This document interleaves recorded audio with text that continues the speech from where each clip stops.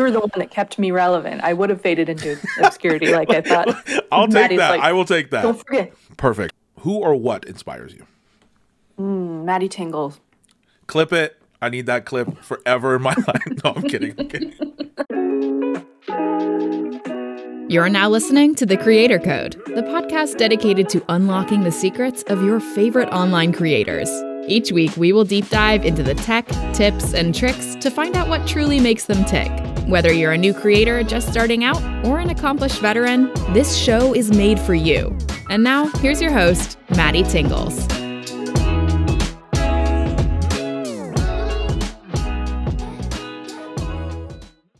Okay, welcome back to the Creator Code Podcast. I am your host, MattyTingles. This is the podcast where we unlock the secrets of your favorite creators. Thank you so much for being here. As a reminder, full video is on YouTube of these episodes, so check that out. Also, Apple Podcasts, Spotify, wherever you get your podcasts, it will be there. Today is Season 2, Episode 6. And we have a very, very, very special guest joining us. I am talking about, and these are not just my words, I would say this is most people's words. I am talking about one of the ultimate OG ASMR artists. I would also say most of us may not be where we're at without her contributions to the genre. On my personal Mount Rushmore of ASMR. Of course, I'm talking about Ali, etc., formerly ASMRrequests. Ali, hello. Hey, Maddie. Oh my God. Welcome to the show. Let's get right into it. How are you doing? I'm ecstatic right now to be talking to you. This is awesome. I've been a big fan of both your ASMR and the Creator Code for a while, and I was like, always hoping to be a guest maybe someday. Yeah, no, it was really funny because I messaged you like last week and I was like, hey, I have a podcast, you want to do it? And I didn't think you would know the podcast. I have this podcast, it's called this. And you were like, I was waiting for you to ask. So this is absolutely incredible. First and foremost, just need to get this out of the way and say, I think you are fantastic, and thank you for a decade? A decade? Close to. We're getting close to it. A lot of time. Thank you for what you started and have done. That's all. Likewise, man. Likewise. Okay, so you're doing well though? I'm doing fantastic. Yeah, life is really, really good. I'm really excited to be creating again. Yeah. It's bringing me a whole bunch of like warm fuzzies and bubbly joy feelings, and so I'm kind of on a cloud right now. I'm hoping the cloud doesn't dissipate, but right now I'm on the cloud. I love it. You just did a live stream, and that was that your first live stream ever? Yes. You never actually, yes. You never did one on the other channel? No. Wow. So back in the day, I can't remember the name of this app. It had a moment in like 2015, 2016. Yeah. What was it called? It was just a phone app. Started with a P, maybe? I know what you're talking about too, and it was only around for a little bit. The heck was it called? I don't remember what it was called, but like I would hop on there live sometimes, but very casually. But like true live stream where we've got a chat and everything going. That was a first for me. Nice. What did you think of it? Yeah, right. I was in there. Oh my gosh, it was fun. You were there?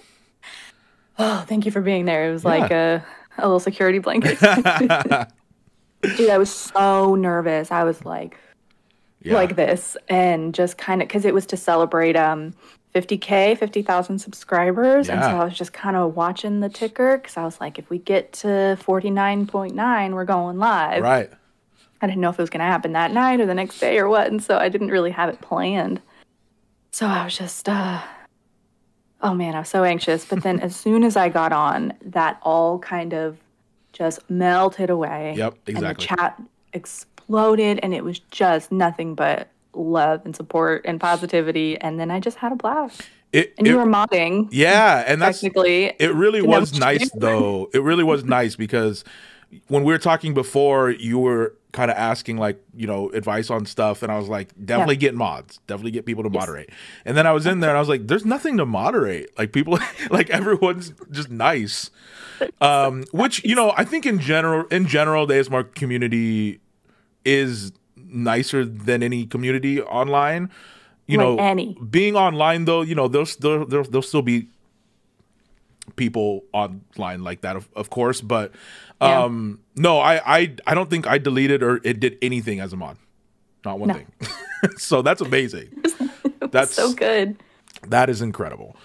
It was overwhelming. It was so positive. Everyone was just like, 10 years, he said, and I will never stop being in awe of how much love and kindness there is in this community. It's astounding. I agree. Speaking of that, so let's get into this. So November 19th, 2012 is your first upload on your channel. That's almost 10 years. How does that feel? Like, can you believe it's been that? Does it feel like it's been 10 years to you? It does and it doesn't. Yeah. I feel 10 years older for sure. Especially when I go back and watch early videos. I'm like, God, look at that hot, young thing. Yep. Dang. There's no wrinkles on her. Yep. No. It does and it doesn't. Like I said, I feel older.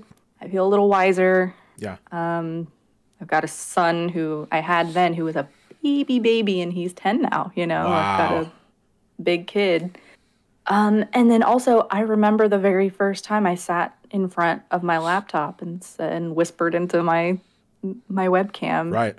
Like it was last week. Wow. You know? What was your, I actually don't know this. What was your, how did it go when you first started? Like, was it successful and go off right away, or did it take a while, or? So it was more successful than I expected because I knew very little about being a creator on YouTube. Yeah. It was just, let's just throw this out into the ether and see what happens. Yeah. I've been watching videos. I think because it was still a pretty new community. Definitely. But I loved what I was seeing, so I thought, let's give it a shot. And I woke up the next day and I think I had like 100 subscribers or something like that. Whew. Which was felt like a really, really big deal. It was a big deal. It was, yeah. And people commenting, and I didn't know what to. I guess I should do another one. I should go again and see if like the people are interested to see more. And then things really, really took off with the first Departure series, which it wasn't even Departure at that time. It was just kind of sci-fi role play with some really cool green screen. This could have been in my research, but I didn't do it. How many videos? How far into uploading was the first Departure? Was it? Why would you ask me these questions that I don't have any idea the answer for? My research either. I can certainly look really quickly, but like, do you feel like it was towards the beginning? Yeah. Oh, really? Okay. Yeah. Okay. Because it's funny. I go by like what apartment I was living in at the time. Yep. And the apartments. Oh, it was. Wow. It was pretty early on. What? It is in your. It's in your first 20. It's going to shit. It's in your first 20. So first Departure was February 23rd, 2013. So was yeah, real early. We had Thanksgiving, we had Christmas. You're 3 months in. 3 months in. Wow. That's crazy. That surprises me. It felt like I had been doing more. That's crazy. And then that first Departure obviously went off. It's over 5 million right now. So that was like that was probably a huge boost, right? Yeah, it was. That was the. Do we still say viral? Is viral the thing that the kids say? Sure. Anymore? Look, you're right. You're asking the wrong person, but let's go with it. Let's go with viral. That was the closest to like a viral experience that I had. Yeah. It definitely wasn't like millions of views in 2 days or anything like that, but it really like kind of shot things into the stratosphere for me, and it was really encouraging. It was awesome. When I mean, that's That's crazy that it was that early. I didn't realize it was 3 months I think I did either. Like, I am surprised. What when What was I thinking? when you first started your channel, talk to me really about what got you into ASMR, and was there anything that you were like, I want to try this. I want to make a channel. Absolutely, yeah. So my partner at the time, boyfriend at the time, was really, really into ASMR. And I had never heard of it. Oh man, this is funny. I haven't told this story in a while. I used to tell the story like for interviews all the time. Yeah. So he would watch these like kind of pretty young women whispering to fall asleep like on his phone. I was like, what are you doing, man? Sure. I'm right here. What is this? No, and but he explained it to me and I was like, that sounds fake. Yeah. That's not real. But then he was like, no, like, watch these videos. It's this tingly thing. Did you ever experience it? And I was like, no, of course I didn't. You're making this up. But he explained it. I really started watching the videos myself. I started experiencing ASMR myself, looking back, remembering times when I had, I think, an ASMR experience. Now, the thing you need to know about me is that I am not tingle sensitive at all. Yeah. He was what he called himself a tingle slut. Nice. Anything could do it. Yeah. And some people are, and it takes very specific triggers and stuff for me. Me too. And so you too. Yep, okay. Me too. Well, let's get into that. I'm interested in that. But I need specific things. And one day, so this was now a part of just our night. He would watch his ASMR, and then I would watch some ASMR too, and we would go to sleep. Interesting. We had some of our favorite creators, and then one night I was reading off, we were hanging out, and I was reading off the back of a bottle of wine. Kind of making fun of it, because, you know, the flowery language used to describe the notes and everything. Sorry if anyone's a sommelier, I don't get it. Yeah. Okay. But, you know, notes of oak and leather and whatever. Yep. And I was reading it out, and he was like, just lower your voice a little bit and read that a little quieter. And I did it, and he was like, whoa. Wow. Like, you would be good at this. You should do it now. No one wants to see me do anything on the internet. And he pushed and pushed, and, you know, I just let it simmer in the back of my head for a while. And then one day I was feeling brave, I guess. Yeah. And I just picked up my own little crappy little laptop and just went boop. I mean, that's how I think it happens for most creators, honestly, out there. It's like a day you're feeling brave and you just go, all right, I'm going to try it. Exactly. Honestly. Exactly. Wow, that's really cool. Okay, I have to ask, do you remember off the top of your head any of the creators you were watching then before you were making anything? Yes, 100%. So I was super into Queen of Serene. Nice. Amal. Love Amal. Oh gosh, she was amazing. Amal was my first ASMR video I ever saw. Really? Yeah. Which one? It was a library. She's like sitting up against the wall, I think. Yeah. And it was just a library thing, and I remember coming across it, and I was like, she's doing this on purpose to try to. You found it on accident. Yeah, on accident. Yeah. Yep. Wow. Yep. Incredible. Anyway, okay, I love them all. Yep, that's nice. My first one, I actually remember my first Amal video because I would replay it and replay it and replay it. It was she was just doing, it was one of her early makeup videos. Yeah. And there was very little production value. Love the lo-fi still to this day. Yep. It was just her own makeup bag, but she was being a makeup artist. And I was like, a makeup artist would never use that. That's silly. Yeah. That's not how that goes. But I was in love with it. Nice. Whisper Crystal, Haley Whispering Rose. Yeah. The first video I ever saw of hers was just her. She had these perfect nails. Yeah. Remember, nice nails really do it for me. Mm-hmm. And she was just sorting through, you know, those bags of like mixed beans. Nice. For dry beans, like for soup. Yeah. She was just sorting them out and role playing that she was just your friend talking you through a tough situation. Nice. I was obsessed with that video. Wow. Yeah. So many more. Those are some of my top ones, though. Maria, of course, Gentle Whispering. Yep. 100%. Still watch her videos to this day. She's fantastic. The GOAT. Yep. She's fantastic. Absolutely. Yeah. Wow. Yeah, I can go on. How about you? I mean, Amal was the first one for sure. Right. Yeah. And then, like, my personality, when I come across something I love, I just deep dive and just don't stop. Like, if I go see a movie and I love it, I come home and, like, I have to watch every behind the scenes, every interview. I just have to know everything. And I know what you mean. Yeah, I remember coming across Amal. I remember coming across you for sure, Heather, Maria. What is the Matt I can never say his name right. Me either. I was reading it to myself. ASMRrequests. So, okay. It's funny that you bring this up. Yeah. Matt, if you're watching, I'm so sorry. Because he was on the stream and I was like, I've never had to say his name. Me either. Yeah. I just say Matt. Yep. Matt. But I was reading it and I was like, no, it's not ASM Matt, or it's gotta be. I figured it out. AS Matt R. Yep. Has to be. Right? Yep. I agree. AS Matt R. I don't want to give anything away, but we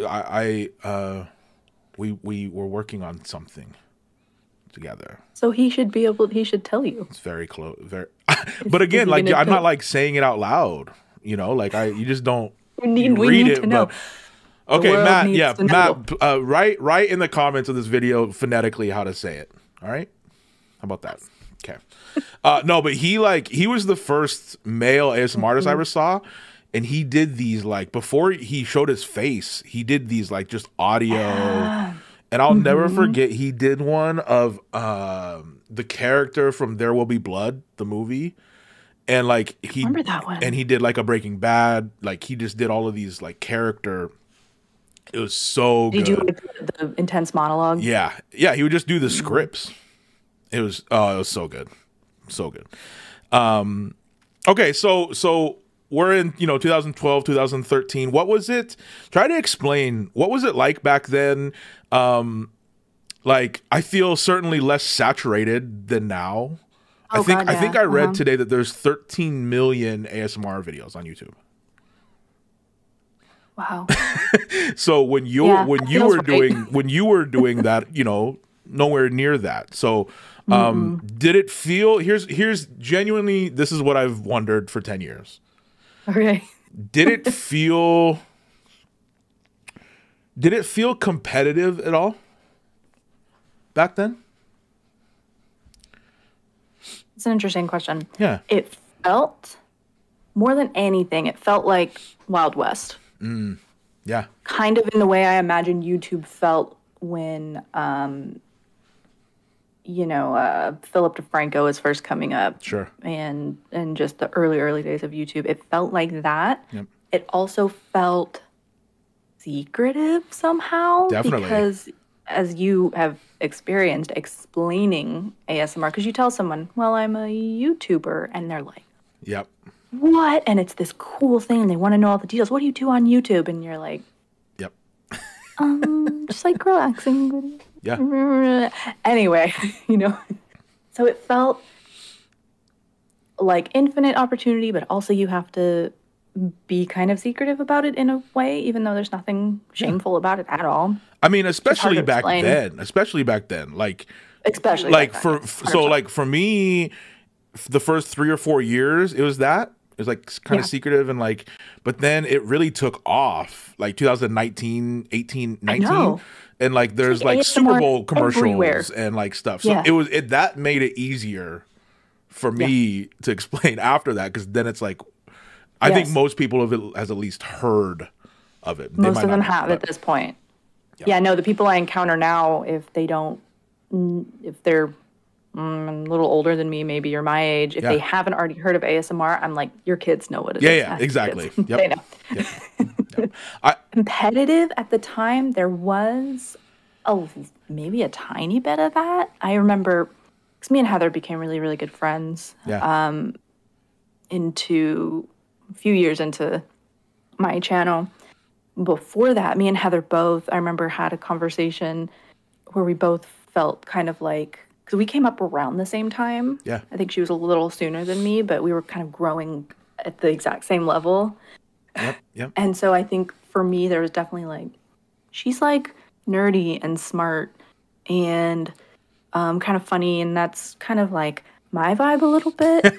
So like, I'm looking at you, and then I think she was doing a little bit of the same because I came in a little after her, but then we were like, nah, we're just best friends. Let's just be friends, and it was awesome. Oh man, I have to say, like, Heather, both you and Heather, I'll say this is my personal, both of you are on my Mount Rushmore, if you will, of ASMR, both of you.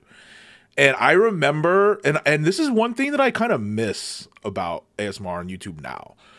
Yeah. I remember what it felt like as a creator and a fan when you guys were like teasing the keys stuff that you guys did together, and like all these little, like, because you both of you were so like big at the time, it felt like everything just stopped for a little bit when you guys were doing those videos.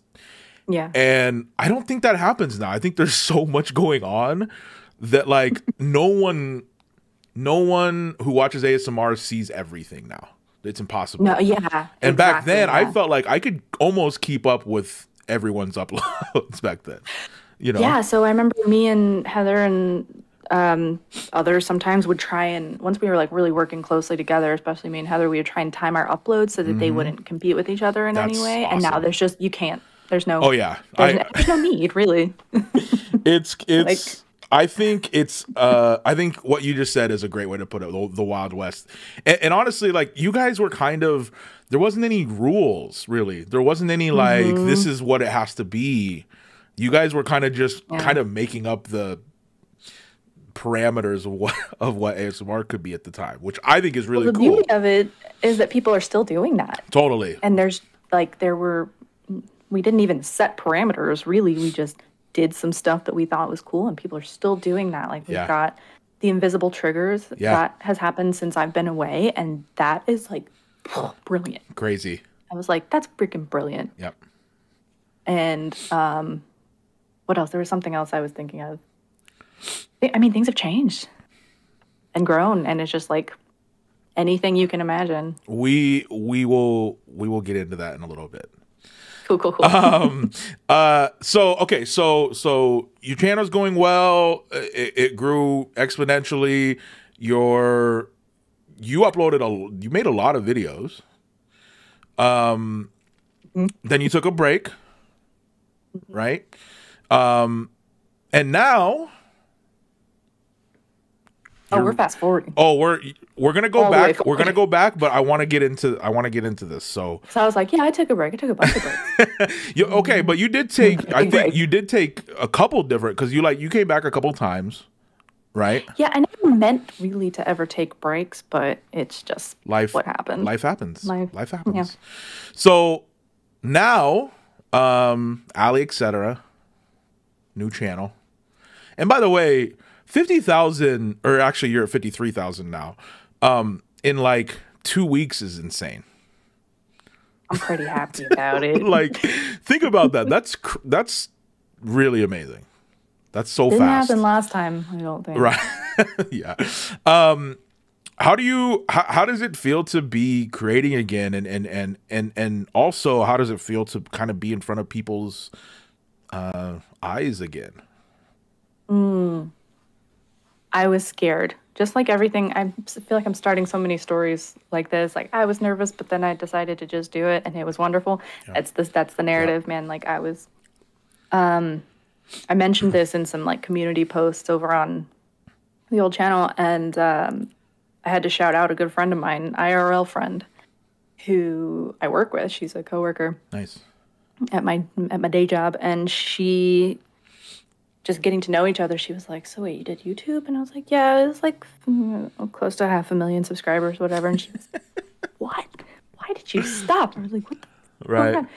And so then she would constantly ask me questions. And one day many days, she was like, girl, you just need to get back into it. Just do it. Nice. Just she would go through and read all the comments. She had no idea what ASMR was. she would go through and read all the comments and say, like, people think you're dead.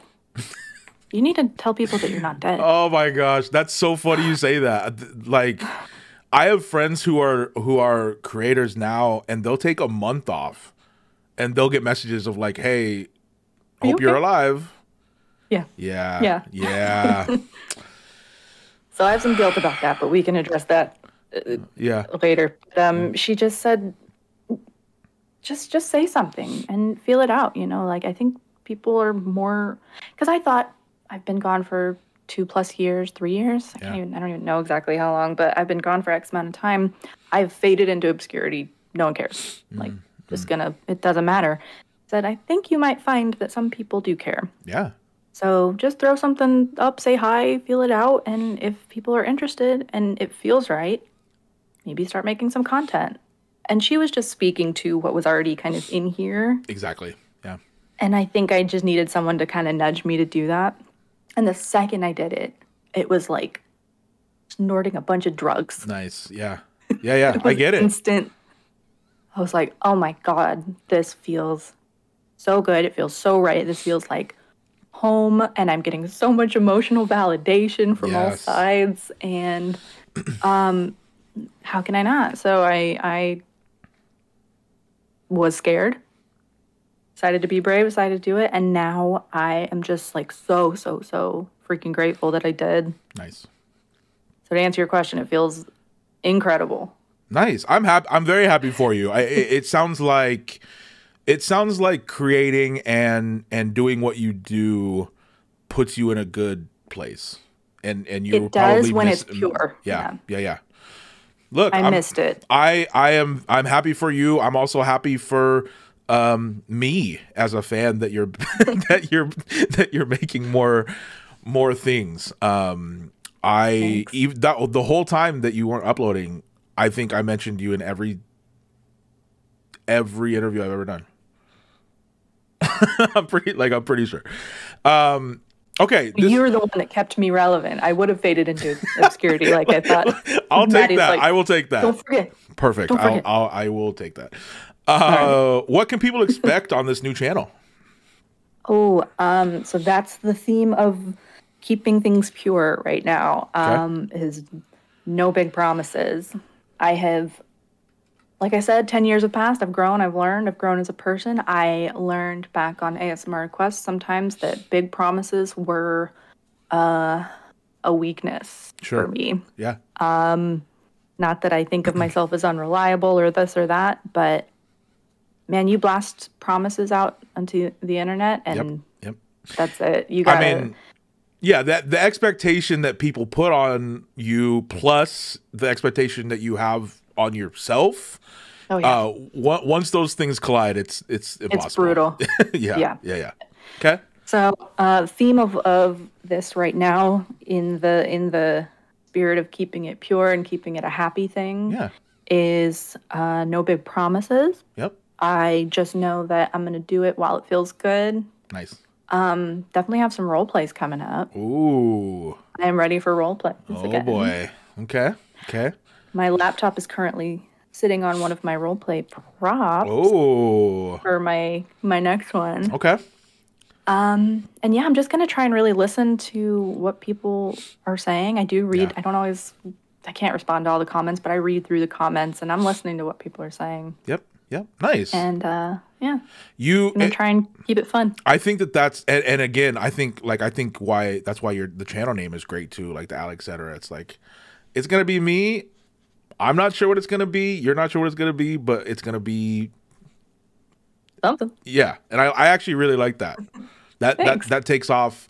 You know, that doesn't put you in a box of like you have to do this. Yeah, you know what I mean? Because as you know, we are more than ASMR. That's very much our roots. But I'm into games. I'm into gardening right now. I'm really into gardening. Yeah. You know, I'm into parenting stuff, cooking, etc. Like we contain multitudes. Yep. I love it. During your break or breaks, whatever we want to call it, were you still watching ASMR from afar and keeping up with things? Yes. Keeping up is how? It's like, so I don't know about keeping up as much as watching what put me to sleep. I was intentionally kind of not looking too hard at things like growth, trends. I mean, you can't help but notice trends and numbers and things like that, or like, oh wow, super fast. Yeah. ASMR is like a really big thing now. That's interesting. You can't help but notice that stuff, but I was trying for kind of my own mental health. Yeah. Not to, and just to use ASMR for what it always was before, which was a sleep aid for me and a relaxation aid. Sometimes it would become actually painful. And then I would pull away. It was like emotionally painful for me. Sure. Because man, I missed it. I really missed it. And I felt sad. Sometimes I even felt, I'm not proud of this. Sometimes I even felt bitter. Yeah. That makes sense though. I mean, yeah, totally. Like, look at these awesome people doing so awesome. And I used to do that, and I missed doing it, and I would get ideas. Yeah. And sometimes when the like idea train would go off the tracks was when I would have to stop, because it would be like, this is not something I'm doing right now. And that hurts my heart a little bit. And so I'm maybe just going to do rain sounds or put on The Office in the background this week for a few weeks or whatever, you know. During that time, were you, you know, in your normal real life, did anyone ever recognize you when you weren't making? Yeah.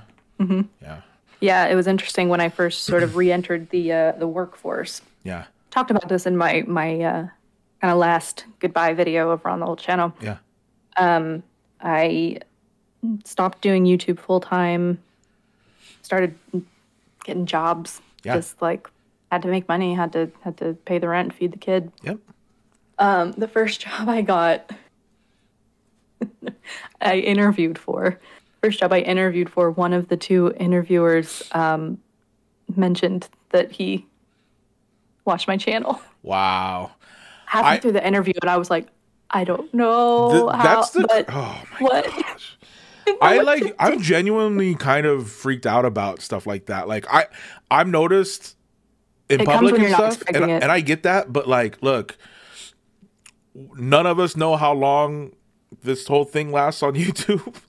Yeah. And like I can't imagine going and interviewing at a job and then they're like, wait, what happened to your channel? I used to watch, like, that kind of stuff. I'm like, that's a nightmare to me. Nightmare. Oh my gosh. It was like this, but bad. Yeah. Yeah. Oh my God. Yeah, that's so... You're not ready for it. You're not expecting it. I'm in like, hire me, I'm professional mode, and I'm just a person, and that's it. Right. Oh my gosh. And the worst part was that it wasn't just me and him. It was, and he was super, super cool. And he actually became my boss, and we were buds. And I really like him. He's a great guy. I got the job. Nice. The worst part though was the other person in the room. The other lady interviewing was just like, yeah, and like, what are you talking about? And like, I never, like, in that situation, for me, like, I would be worried about like people thinking I got a job because of that, like some form of nepotism, like, you know what I mean? Like, I don't know. That's crazy. Well, I guess it's good then that she was there, because she had no idea what the hell either of us were talking about. Exactly. And and she was cool with hiring me too. But in the moment, it was so freaking uncomfortable. Yeah, I can imagine. I probably went like beet red and got all like hot, and I was just like, what do I say? And also, are you mad at me? Right. For my channel not being active? And it was fine. It was fine. It was all good. And then at the next job, because I got another job after that, one of my coworkers, luckily not a boss, but one of my coworkers also mentioned that she watched my channel, but I don't think she was as big a fan of me as other people. Yeah. So she was kind of like, I know who you are, but like, you're not my favorite artist, so whatever. I was like, okay, that's nice, I guess. Yeah. Wow, that's crazy. Yeah, it was. Wow. Both jobs too. Like, I'm not just like I'm walking around doing stuff. That happened a little bit back when I was still active on the channel. I would meet people just out in the world, but Yeah. two jobs in a row. Right. It was very weird. Okay, this is a great segue because the first so when we were talking and you were like, I would love to do the podcast, immediately I just started brainstorming questions, and this is the first one that I wrote down. And yeah, so since you started and to now, how have things changed? Oh, and it's a tough question because everything's different. Everything's different from last year. Yeah. So yeah. Oh, Lord have mercy. I'm just gonna. This is the elephant, and I'm just gonna. Absolutely, yeah. I'm gonna. Is it an elephant or is it a gorilla? Which one is it? Elephant. Elephant in the room, right? Yep. Whatever. I'm gonna address the elephant. Yes. For like, get out of the way. There was sexy ASMR. Yep. Kind of creeping in. Yeah. As I was sort of exiting, and I noticed it, and I even did a little like parody of it one time. Hilarious. Thanks. And oh my gosh, has that exploded? Yeah. And I've thought about this a lot, and the thing is, I really am a very, very sex positive person. Yeah. Believe in body positivity. I don't believe in stigmatizing sex or sex workers. Like, promote your OnlyFans. Yeah. Do your cam vids. Like, get that money, girl. Absolutely. Love it. Yep. Very much. See, and now I'm gonna say but, and that's not nice. Okay. Wait. I just learned this. I just learned this from my therapist. I do that a lot. I'll say the thing and then I'll go, but, and it makes it sound negative.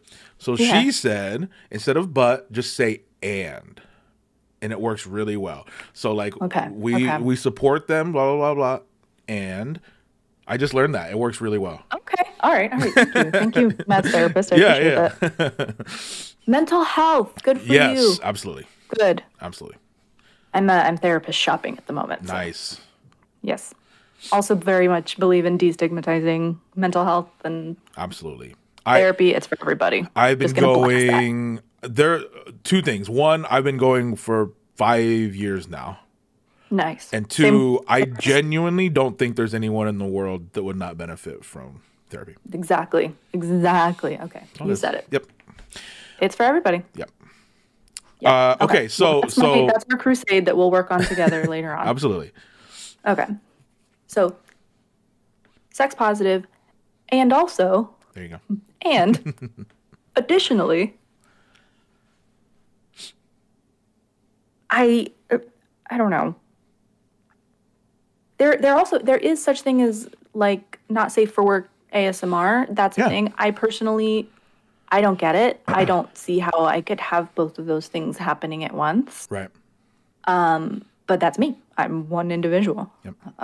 That is a thing. The thing that bothers me is when something like ASMR is exploited. Yep.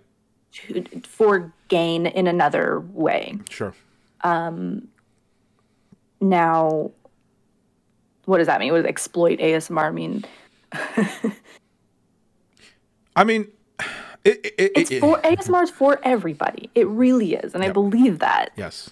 But if you are a person who looked at a growing trend on the internet and said, exactly, I can turn that into something else that will benefit me, and it's not really about it. Look, this is that is really it. And like, so in 2019 was the biggest year so far for it. Like, it was football, like Super Bowl commercials. It was everywhere, right? Mm-hmm. I remember that year. I remember seeing a trend on YouTube of like huge YouTubers, that are vlogs or whatever, and everyone did I tried ASMR video, that kind of thing. You know what I mean? And it's a hee ha ha kind of exactly. Like. And so I say that to say I get what you're saying.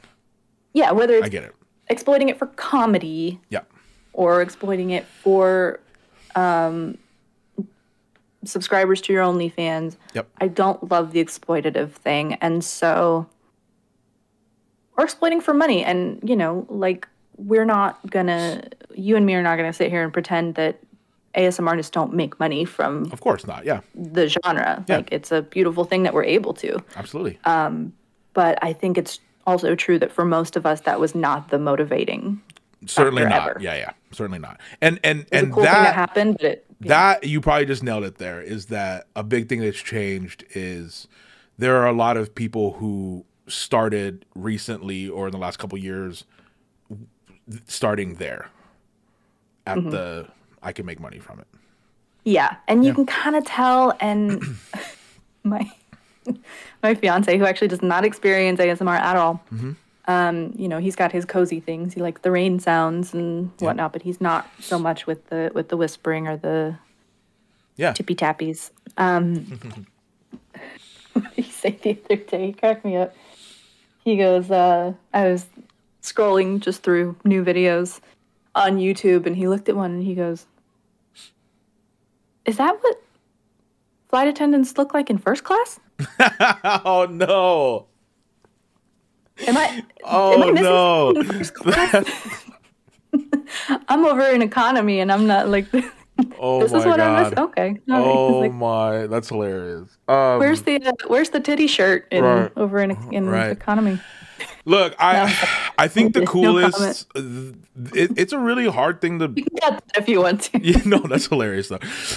I think it's so hard to navigate and talk about because simultaneously, I think what's so cool about ASMR is that there's no rules for it. It's whatever works for you. It can be anything. It can be literally anything, and simultaneously, that's really cool. But then also, on the other hand, it can be anything. You know what I mean? So like, it's hard. It's a hard thing to navigate. And where I'm at it with right now, where I am in the place of I am gonna be in the lane that I'm in. Keep going, and I will never. This actually kind of brought me a lot of peace. Getting to this place of I need to not count other people's money. I need to like, even if they are exploiting or doing whatever, that's not. Have a blast and get your money. Yeah. You don't know how long it lasts. Go get it. That's true. But it's like once I got to that place, it helped a lot of like, you know. So another one from your therapist. That's really good. It is. But it's like it's just like you know, we're really really funny. The therapist that I've been with, when I was shopping for one, I've only went to one, and my favorite number is 3. And I typed in, so I'm in Oregon. I typed in therapist in Oregon, and I went to the 3rd site and 3rd page and 3rd person down on that page, and it like clicked. It was perfect. Wow. Now that's magical thinking. Magical thinking, 100%, 100%. But it worked out. That's really cool. That did work out. I love when that happens. It doesn't always. I've been through some not so good therapists. Yeah. Okay, switching gears a little bit. Do you have a favorite or most memorable video that you've ever made? Personal favorite. So, okay. A lot of people really, and I love this, and I'm not saying that it's never happening again, but so many people love salmon. And I love salmon. I have a very special place in my heart for salmon. Fantastic. And doing salmon was really fun. Yep. I had the most fun, I think. Excuse me. I had the most fun doing Avalon Divine. Oh, the great. I actually have that written down in like 5 questions from now. Oh, sweet. Okay. It's. She was my favorite character to do that, and the Tooth Fairy. Gosh. Anything that involved like an accent, I really love doing the silly accents. And oh my God, she was just such a fraud. I think one of the things that you were one of the first people that I saw do was do role plays, but make it equally as funny and like sarcastic or just outrageous, plus the triggers and sounds and amazing stuff. That's what I'm hoping for. That's and sometimes really you're like, I'm pretty sure I got that from you. Like I do that in almost every role play now. It's just like sarcastic, yeah. like Hilarious. yeah. And I think videos like that, like the psychic training thing and all of that, like I think that's where it's from. I appreciate it. And I like that when I asked what your favorites are, I like that you went to where did I have the most fun. Yes. Yeah. I mean, that's what it was always about. I'm trying to think. So I guess as far as role plays, then yes, that was Avalon Divine was my favorite. And I still slip into her accent once in a while if I'm I'm talking about going over to the Costco and getting the Kirkland coffee, you know. I saw Joni over there and she's, she's going through her divorce. I loved Avalon Divine. I really enjoyed the time travel ones, and I enjoyed. They were hard work, so that was sometimes kind of stressful. Is like really digging into the research for all of those, especially if it was something that was there wasn't a ton of information on. But I loved those because afterwards I felt, even to this day, I just have all this weird kind of trivial knowledge about little things that someone will bring up. Yeah. Bring up Star Wars or something, and I was like, did you know that absolutely Vader actually was voiced by someone else completely? And they brought in James Earl Jones and did it, and it was a learning experience. So I just have all these little nuggets of knowledge, and so I like that too. That's funny. I like those a lot. Yeah, that's funny. We're gonna get back into that. We're gonna get back into a couple of the things that you just mentioned for favorite videos. Talk to me, and I'm going to ask this because I think it'll be really beneficial for creators of any size to hear. Do you feel pressure to deliver when you upload? And how do you deal with that? Because I think I know I do most of the time, but I'm the kind of person that's like, okay, the last video, cool. The next one has to be better. And that's not like realistic at all. And so like I think there's pressure for anyone that uploads or anything, but I think it's beneficial to hear people talk about that. Like, cause I think any size creator would deal with that. So how do you feel the pressure and how do you deal with that? Absolutely. Yeah. I 100% feel it. But as far as trying to, I don't know, top myself or like next level, I mean, I try and stay pretty realistic about that. Yeah. As you mentioned, because I mean, you just can't. Yeah. I do believe that there's no other phrase for it, top yourself. Yeah. I believe trying to do that back in the day really caused me some heartache with ASMRrequests. Sure. Departure, certainly. Yeah. Felt all this pressure to make it something incredible, and then it took like 11 months to do one video. So that's a dangerous game. Absolutely. I will say, so there's this podcast that I am a huge fan of that they don't need a shout out from me. They're massive. It's the Last Podcast on the Left. Nice. And it's true crime and cryptids and macabre murders, all the fun stuff. Yeah. But it's comedy too. But they've gotten huge, and sometimes they cover these like massive topics, super deep dive. Like they went fully into all the conspiracy around the murder of JFK. For instance. Wow. And that was like something like a 6-part series or something like that. Yeah. And so they'll do these huge deep dives, but usually after they do something intense like that, their next one is what they call a relaxed fit. Nice. And I think that's smart. Yeah. And it's not necessarily like we're going to go bigger and bigger every time. And they meter it. They'll have these huge, like, we're going to deep dive into JFK. And then here's the serial killer that no one's ever heard of, but it's kind of interesting to us. Yeah. Or like, we're going to read some creepypasta from the internet. Yep. And then nice. Refuel, regroup, yep, and then build up that excitement again. You know what I mean? Yeah, absolutely. And I think that's a great model. I do too. And as a fan, I'm not complaining. I'm not looking at them going like, when's the next big one, boys? Exactly. You better deliver. Yeah. You know? I'm just happy to see content from him. Yeah, and I think I kind of do that a little bit, at least right now. Like, so I filmed 3 videos yesterday and the day before, and I did one like green screen, bigger production thing, and then I did 2 like really simple, like literally took me 6 minutes to edit, like just simple, little things. You know what I mean?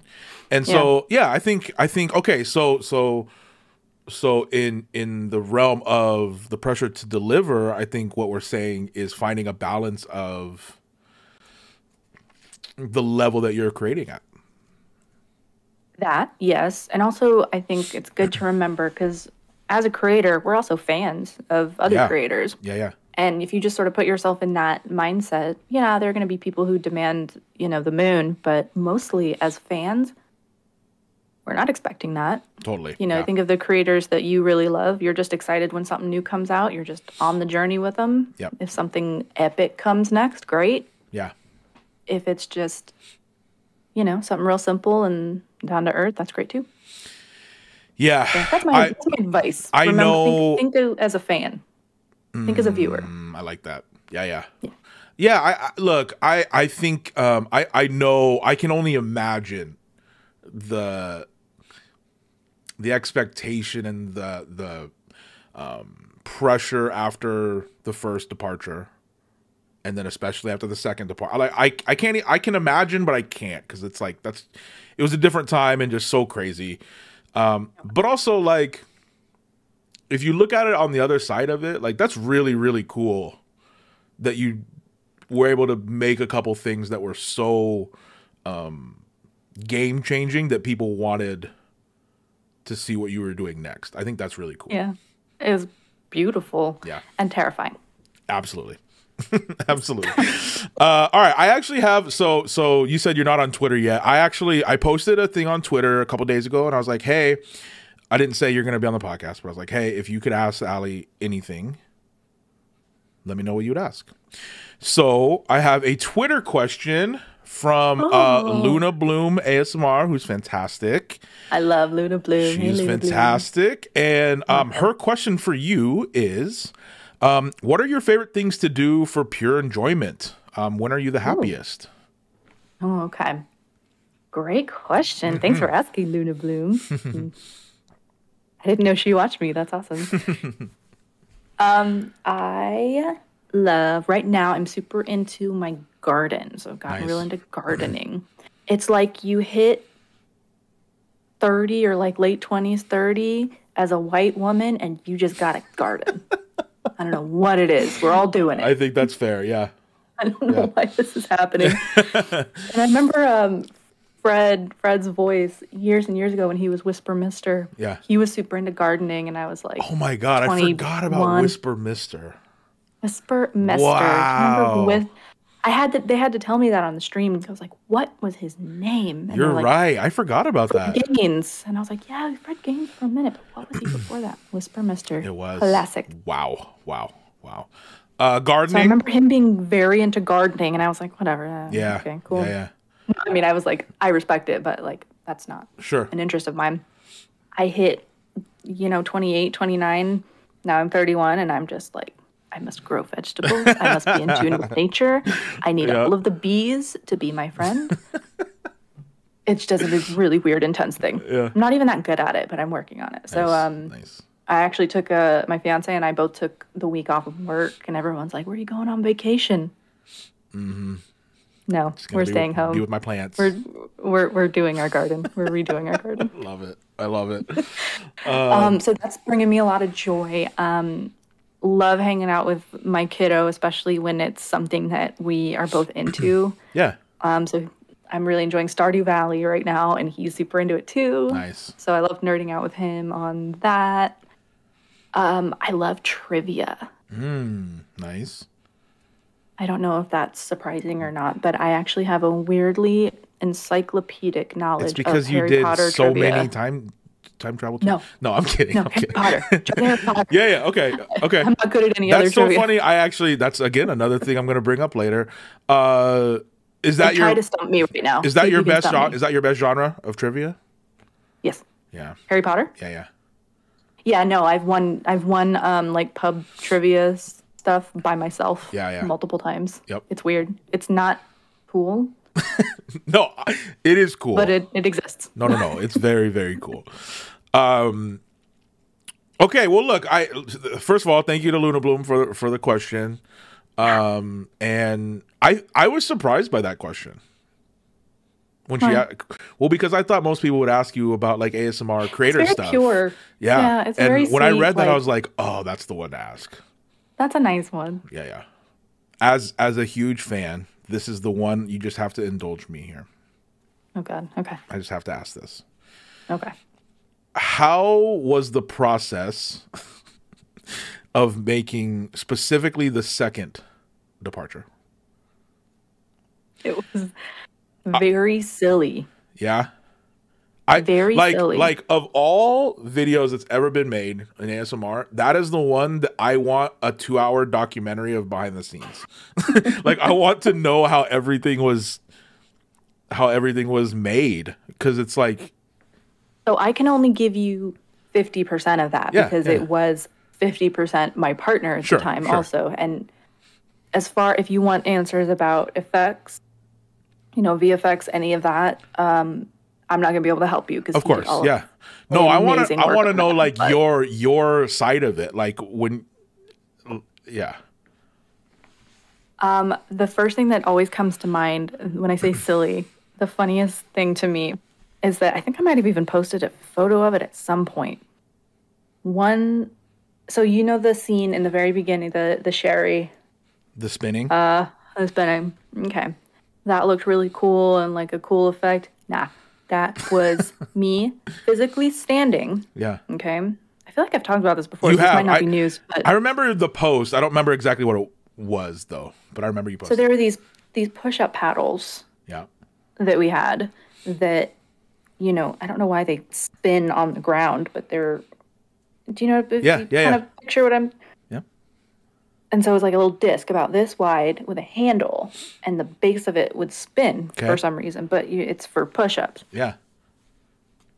I stood on that, again, about this far apart. Right. Or this big, and my feet were like, on either side of the handle. And I stood on that. My partner attached, I think it was a clothes hanger. Wow. Somehow rigged up a clothes hanger to that. He laid on the ground and spun me. Wow. Physically around in circles slowly in front of the camera in each of the costumes. I was going to say, so then you did a bunch of those, right? Like there's a bunch of different sherries. So then you're switching costumes, switching makeup. That was all thrifted. All of that, the costumes for Sherry, all the Sherries were all thrifted. And put together from random crap from the thrift store and from around the house. Okay, correct me if I'm wrong here, but I think one of the things that always blew me away about that was, of course, the first like minute and a half or so is just mind-blowing effects and all of that stuff. But once you're in the video, once you're in the room, if you will, I could be wrong, but it seemed like it was one take. There's no cuts in it. I'm pretty sure that it was. Is it? Oh. It wasn't one take. No, I remember this. It was only a couple of. Anytime I leave the screen. Okay, got it. Okay, that's crazy. There's long stretches of no cuts. It took a long time. Oh my goodness. And I did memorize that script. I didn't always memorize stuff for role plays. Sometimes I would have bullets and then just go off the bullets. Yeah. Or if there were specific lines I wanted, I would have the exact line and try and keep it next to the camera. Right. That I memorized. Oh my goodness. A long time. And every time I would mess up, it was start from the top. Oh my God. No cuts. That seriously, like forever. Once I started creating, because I remember watching that just as a fan and loving it. But then once I started creating, I started breaking things down and I'm like, there's like no cuts in this. Like what? How is this happening? That's incredible. Wow. I forgot about that. Yeah. Wow. No, that and it was especially intense because we're shooting mostly at night because you mostly have to. Sure. And so it would be 2 a.m. and I would get as far as I could, and then I have to go to sleep. I can't shoot anymore. Maybe we didn't get the take that night. Right. full hair and makeup off. Yeah. And then we do it all again the next night. Oh my and try to match it as best as I could. Because my makeup was very specific. My hair was very specific. Yeah, that was intense. Okay. So then, again, I'm just, this is just me as a fan. So then the video's going and you're like, this is incredible. We're choosing things. We're choosing basically a dream, like which kind of thing we want to go into, right? So we go into it, and I'll never forget. Again, this is something I miss. I'll never forget. I think you put out a trailer or like a little clip because Heather had been gone for a long time, and like I remember it cutting to like black, and then it comes in and hearing Heather's like little voice and like freaking out because it was like, oh my God, that's Heather. You knew instantly that it was Heather. Instantly. Yeah. Really cool. Really cool. And there's a part in that Heather does. There's a sound when she's like hitting the. I don't even know what you would call that. The interface. Yeah. The sound that made. I used to just go to that just to hear that sound. Yeah. You just love the sound? Yeah. I'm pretty sure that was just a Foley sound that we found online. Yeah. Unbelievable. Wow. Well, okay. Well, we're gonna go into a few things here in a minute, but thank you for telling me all of that. That's why it's silly. There were some very silly things in the background. Yeah. That's and you said like 11, almost a year to make. Yeah, I forgot something that you might find interesting. Yeah. You know how Sherry's little commercial looks almost uncanny, like dubbed a little bit? Yeah. It is. Oh, really? That is all dubbed. Oh. And I can't remember why. That makes sense. I think maybe the sound didn't come out right the first time, possibly, and I cannot remember. And so I remember having a little like sound box that we built out of mattresses. Yep. And watching the footage back and watching my mouth and trying to match it with my voice.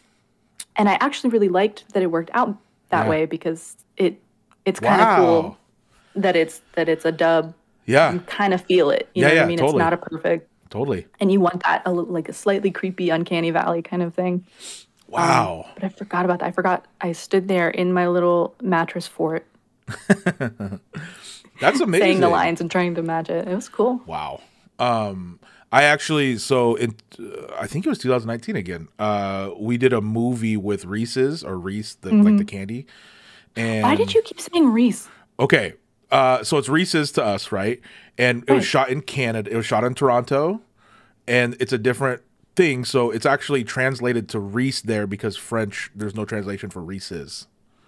But it's a name. It's a name, but it's a different possessive of Reese. And it's also the Hershey's company in Canada is different from America. And so it was just Reese. And there was a lot of outtakes of us accidentally saying Reese's because we had to relearn how to say it. Yeah. But that whole movie is like an hour and a half long, and it's funny. And I had a lot of lines in it, and not one line of that was actually live of me. I dubbed the entire thing. You did not. The whole thing. How? Why? So the director told me to do soft spoken the whole time for a week of filming, and then they were like, we need a whispered. So every line in that movie that you hear of me, I was in an ADR room reading the line 8 times each, and that whole thing is dubbed over. What? Okay, I'm gonna have to go back and watch it. And try and it's catch crazy. It. And they did a really good job of like you would never know if you didn't know. No. But I did soft spoken that whole week. Because they told you to. Yeah. Well, did everybody else have to, or was it just you? That's a great question. I haven't watched it in a while, but some other people. I remember everyone. Some other people did have to do some. Tell you one thing and not everyone else. I don't know. But I remember like when it came out, being like, "That's the ADR. That's the dub," and then it kept going. I'm like, "That's also the dub," and it just is the whole movie. That's really funny. You dubbed that whole thing. Just crazy. Okay, let's stay with this because I think this is fun for bare minimum me. It's all for you. I'm gonna list my three favorite videos of yours. Oh God. And what I would like you to do is just give me one piece of behind the scenes or fun, anything you would like to add about these videos. If I can remember. Yeah. Well, you already mentioned 2 of them. Okay, cool. Actually, you've mentioned all of them. So my 3 favorite videos, I'm going to start with the Psychic Training Center, Dr. Avalon Divine. It's so like... just bare minimum. It's just funny. First of all, it's just really funny. Thank you. I think it's my favorite. But like, give me something. Give me something from that. Okay, so obviously the I forgot what we even named it. Oh, I know this too. It's like, what was it called? We gave it some stupid name. Yeah. I don't even think it's a real word that you use. Yeah. No, something stupid. Yeah. It's probably not. It's very obvious that's a like spaghetti strainer. Yeah. With like lights attached to it. So that cracked me up because it's just so obviously like a piece of crap that a total shyster is trying to sell. Absolutely. It's so funny. It's hard to do behind the scenes of that because all the like tricks that she does that tries to like pull one over on you, they're kind of revealed. Right. So I think it was the tab soda moving across the table. Yeah. Again, my partner was like down like under the table with a magnet. Oh, wow. Attached the magnet to the bottom of it. And he was around, man. He was everywhere. Smart. He was a hard worker. That's funny. Going, okay. Nice. For people who, some people figured it out, but in my mind, in the like, I think we called it the Alleyverse. Yeah. The Alleyverse. Avalon Divine was the sister or cousin? I forget. I think the sister of Miss Miracle. Love it. They're related. Nice. We made that sort of obvious. And then Salmon, I think we decided, is the niece of both of them, maybe. Nice. So they're related. So there's that. That's something. I love it. Okay. We've already kind of I was gonna mention Departure, but we've kind of already gone over that. So, Tooth Fairy. Interesting fact about that. You might be able to tell from the video. I haven't read the comments on it in a long time. Yeah. I'm not wearing any pants under that nightgown. You can kind of see through it. You're wearing like underwear, but That's like funny. I didn't think it was as see-through as it was. Right. And it's just like when you see me like first walk in, I can see it. I'm like, oh God, and it's too late. That I think I did that entire video in one go. Yeah. I'm pretty sure I did. Did you? Okay, and this is deep diving now. Okay. Do you have notes? Do you have like cards or notes and stuff up when you're doing that? Yeah, I usually write myself some notes. Because here's why I say this. I haven't lately. This is just me breaking things down way back then.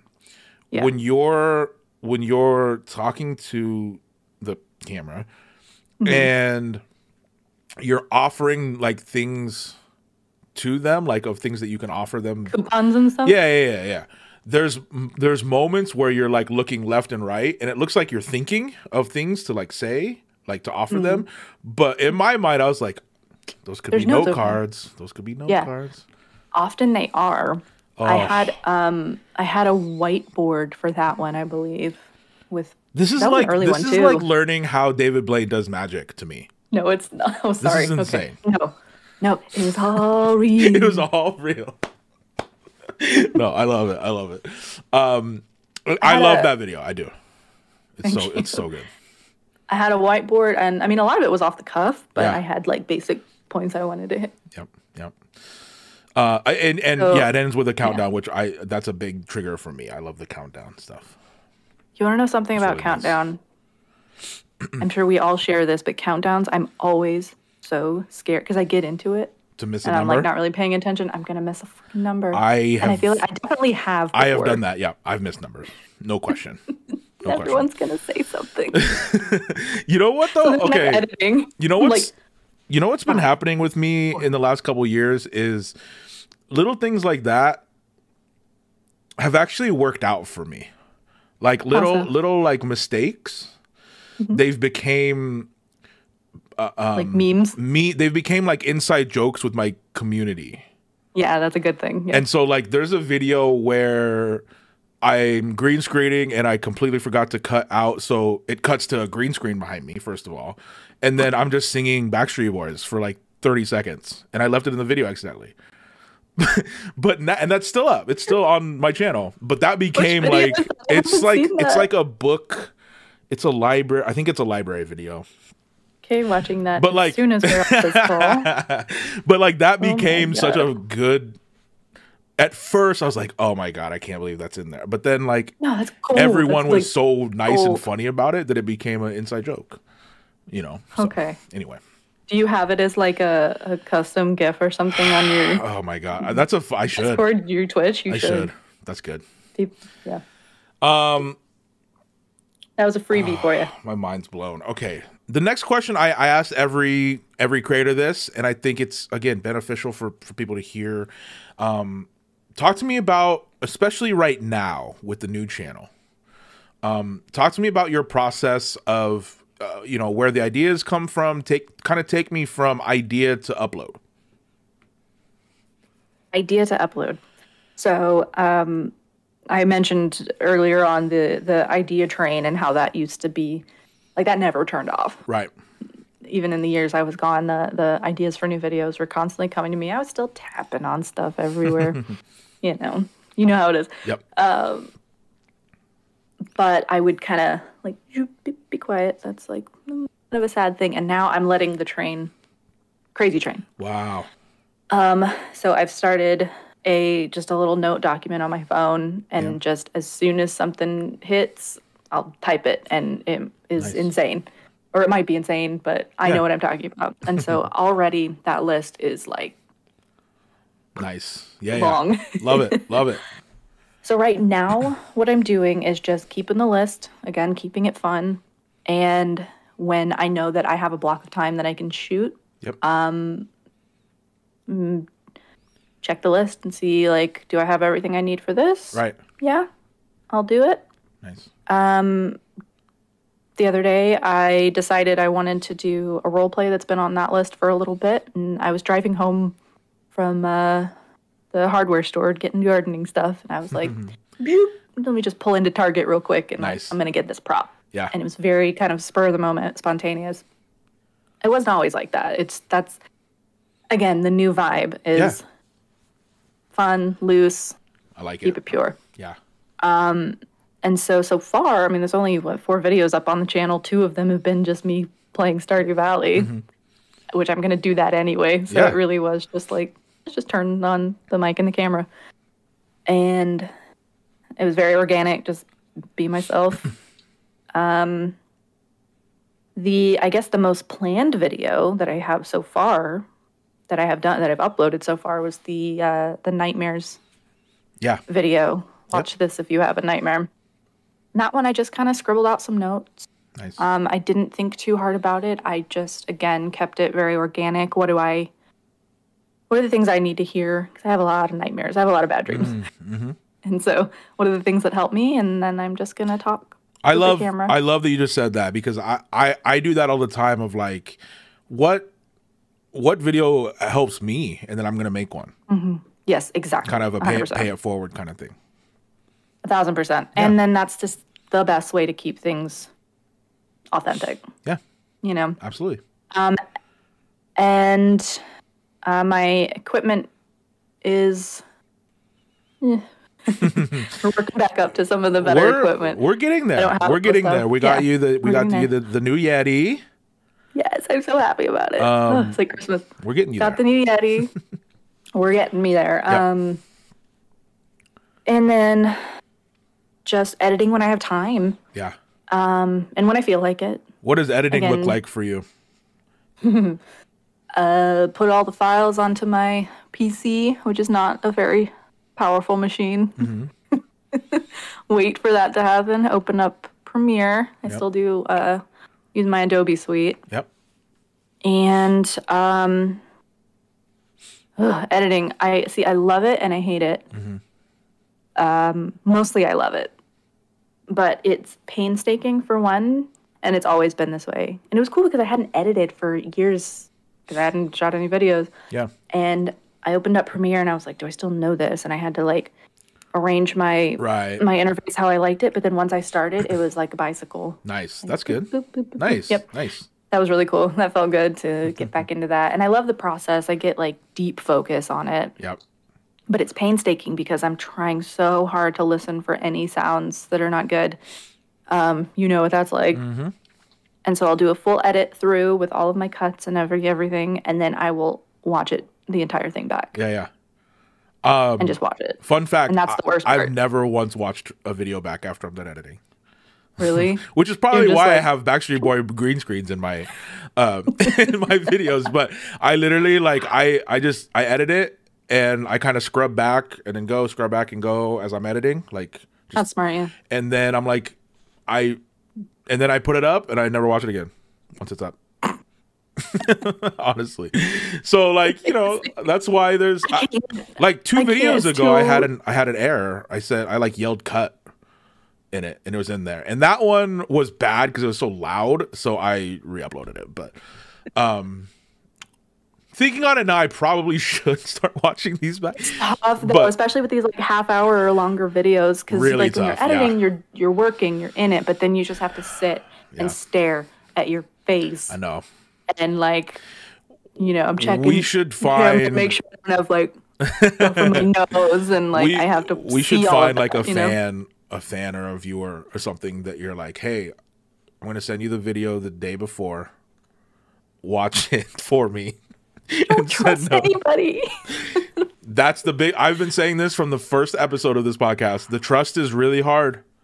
Of like finding an editor or an editor, like anything. I'll have to watch it. I'll still have to watch it back after they've edited. Like I don't know if I'll ever be able to stop that until maybe somewhere down the line when I'm a bazillionaire and I can afford the best. But no. Okay, so you're editing in Premiere. Yeah. And then this is interesting. How has uploading changed since when you started? Like the interface changes all the time. YouTube Studio has changed. Yeah. So much. The live counter of the subscriber count was not there. Right. And in one, it's a beautiful and a terrible thing. Absolutely. I agree. Especially for someone who's trying to keep things like real pure and happy, and I'm like not focusing on numbers, but if that's open, I'm like you know, you get sucked into it, man. Bad. Uploading, it's like so much better. Oh my gosh, like I agree. As far as just the tools available, analytics are amazing. Like that's just like so cool to have that data. But just the process of uploading has become just so much smoother. I mean, first of all, just from 2012 to now, internet has gotten way better. That's true. Yeah. You know what I mean? Like even for me in 2016, I would start an upload and it would be like 3 to 8 hours depending on where I was to upload. And now I just started shooting in 4K like a few weeks ago, and so they're like pretty big files, and it's like 30 minutes tops now. That's amazing. You know what I mean? So like that's a big change, just that. Yeah, so I'm not hardwired into my internet. That's the next thing I need to do is get me a really long Ethernet. To help out with that, but so we're on Wi-Fi still, but I mean, still, it's definitely compared faster. to 2012. Oh God, yeah, yes. One thing that I've good old YouTube, the thumbnails that they choose automatically. Yeah. Oh yeah. Are so silly. Yep. It's always like. Yep. Eyes closed. Absolutely. Yep. Like why that YouTube? Why did you choose that? Yep. I'm very glad we can do the custom. That is another thing that's changed even since I have started, is like the importance of thumbnails. It's so huge. So huge. Yeah, I haven't even like really dug into that. I know I need to step up my thumbnail game. But there's just so much. It's a lot. It's a lot to think of and prep and do. I know. Tags were a huge deal then, and I don't know if they're as big a deal now. I don't know. I have a theory. Like, I talk to people about this all the time, right? Like, so the algorithm and the tags and everything, like, if anyone knew how it worked, they would do it and be a billionaire, right? Exactly. No one knows. No. I've said this. I've said this on the podcast before. I worked at a marketing agency for a couple of years, and we met with Google because a lot of the work we did was like SEO stuff, and they straight up said, they're like, we will give you 10 things that you should be telling clients to do, and there's 50,000, and we will give you 10. That 50,000 things that go into the algorithm. And I was like, great. And like 8 of them were things we already know, like have a good title, you know, like stuff like that. But yeah, tags are, I don't know. I think that tags, our mind is really weird because I don't know if tags help, but it's one of the only things that we feel like we have control over. Yeah. So we make it important. Yes. You know what I mean? So yeah, I know what you mean. Yeah, I don't know. I think it's really interesting, like that you've been able to see both sides of it, like when it was starting and now where it's at now. I think that's kind of cool. You have a different perspective than a lot of people. Oh, so yeah. I mean, there's a lot of us still around. Oh, absolutely. That have been doing it since like, and you know, people even before me. Yep. It's kind of reminds me of people kind of born in the we calling it the 20th century, born in the 20th century, like born in the early 1900s. Yeah. Or, you know, the 1920s or something. And then they get to the millennium and they have seen, we were horse and buggy society and now. Exactly. Yep. Freaking Tesla. Yep. Wow. Well, okay. Look, the process is, I think that's interesting because everyone's process is different. Everyone's. I'm kind of like you in a way of like, I'll have days where I'll be like, I'll swerve into somewhere and get a prompt. Like a lot of times it's just out of nowhere. I too have a notepad of ideas in my phone that's very long. Very long. So I think there's some similarities with most creators, but it's always interesting to hear. I feel like some of my ideas are stupid. Let me see. Let me pull up the... Oh, look, if that's what you were talking about, I can guarantee you some of mine are. Like, do them anyway. But that's the thing though with ideas is like some of the videos I've done that I thought were gonna flop and be terrible are some of my most viewed. Yeah. So it's like we don't know anything. No, we don't know anything. We really don't. What are we doing here? We know the creator code. We don't have it correct. Yeah, we know nothing. We know nothing, Jon Snow.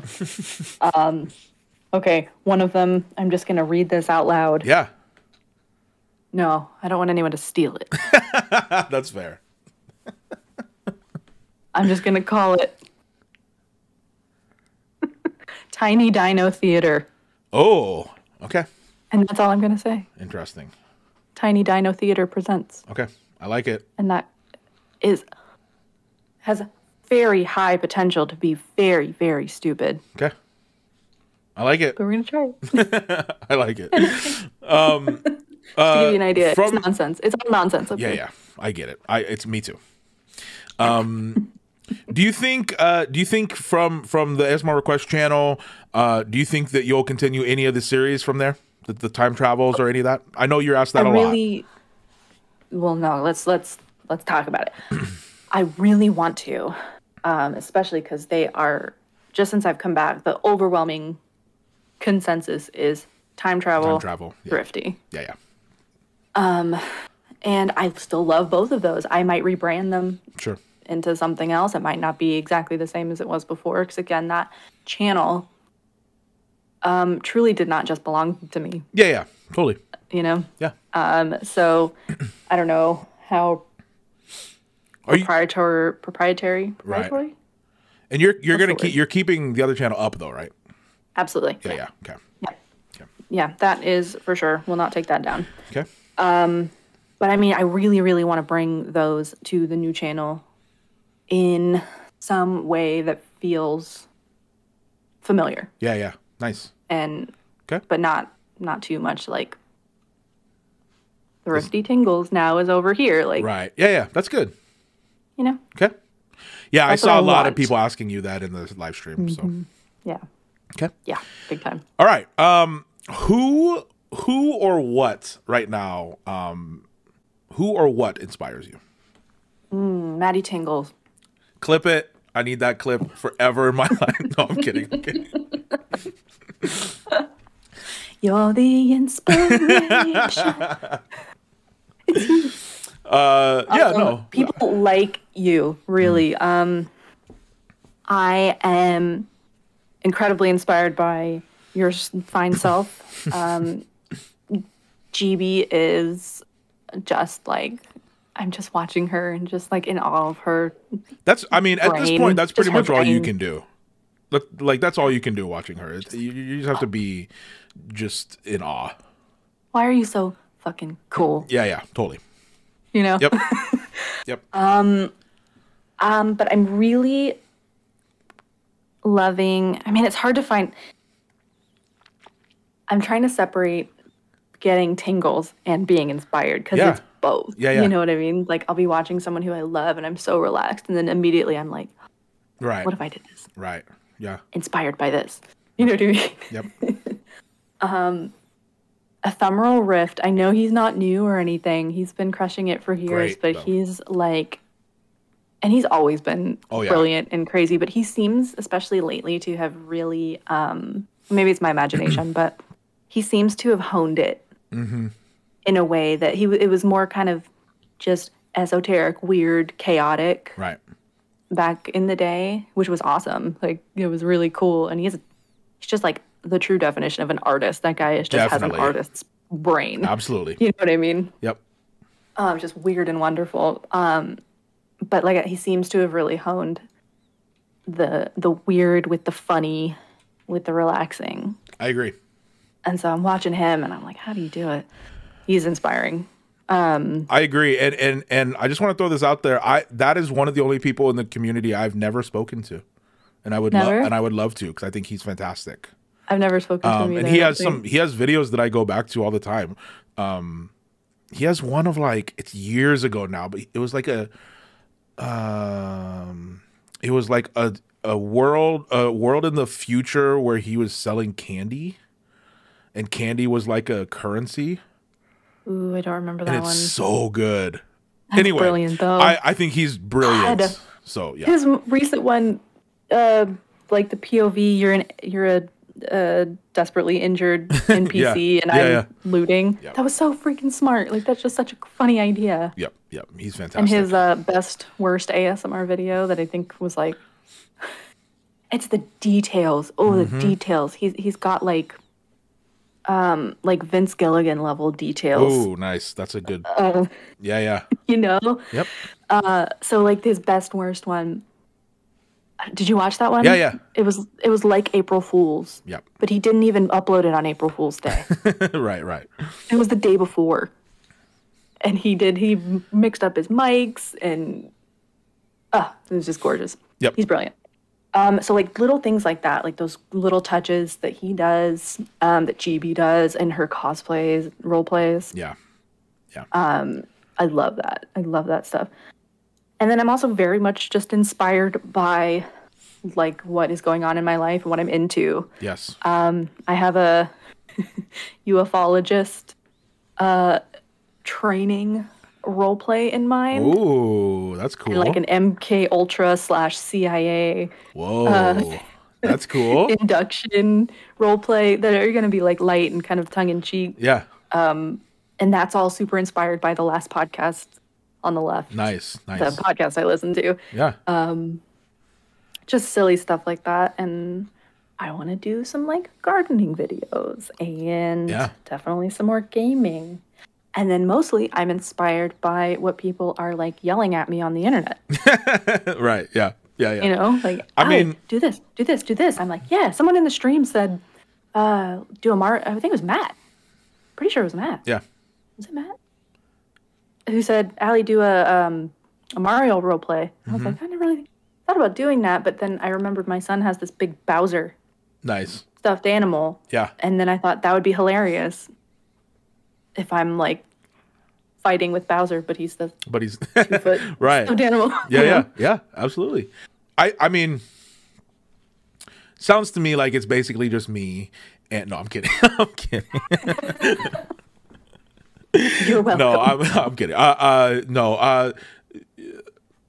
I think as a creator, you're gonna find inspiration wherever you're at. You're gonna find it around you. You're gonna find it by the people that you're around and the things that you're doing. Hopefully, yeah. You don't want it to run out. That's the terror. Yep. I have a bad habit of I spend a lot of time just browsing YouTube at night trying to find it, and it's a bad habit. It can lead down a bad path. It doesn't go mentally. well very often. Yeah. You start the comparison game. Yep. Counting other people's money. You're like, my tits are never gonna look that good in a nurse's outfit. How can I compete? Right. Yeah. Yep. You know. That's mainly my concern. Yeah. Okay. I have like 4 more. Okay. Okay. Let's just get to it. What, as of right now, what is the most used app on your phone? Ooh. And you don't have to look, like, now, just off the top of your head, like, which one are you on the most? Right now, oh God. Okay, so I want to say that it's like all my YouTube ones and my notes app. Yeah. Because like I use them a lot. Right. Sadly, I think it's Slack Nice. because of my job. Yeah. That makes I sense. work a full-time job. Yeah. I work 40 hours at a full-time job, and Slack is kind of our lifeline. So mostly Slack, I guess. That makes sense. And the phone app itself, because I actually answer the phones for the business. Yeah. Do you is there any part of you that would like to, in this return to YouTube, do it full time?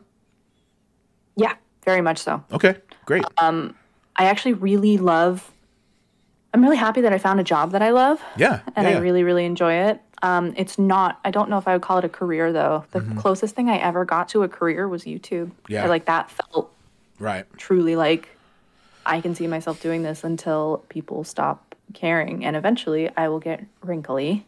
It's starting. No, I like to think that people don't watch me because I'm cute. I like to think that they actually like me, the person. So even if I am wrinkly. Yeah. So yes, there is a very big part of me that, again, taking it slow, I'm not seeking that. Absolutely, but yeah.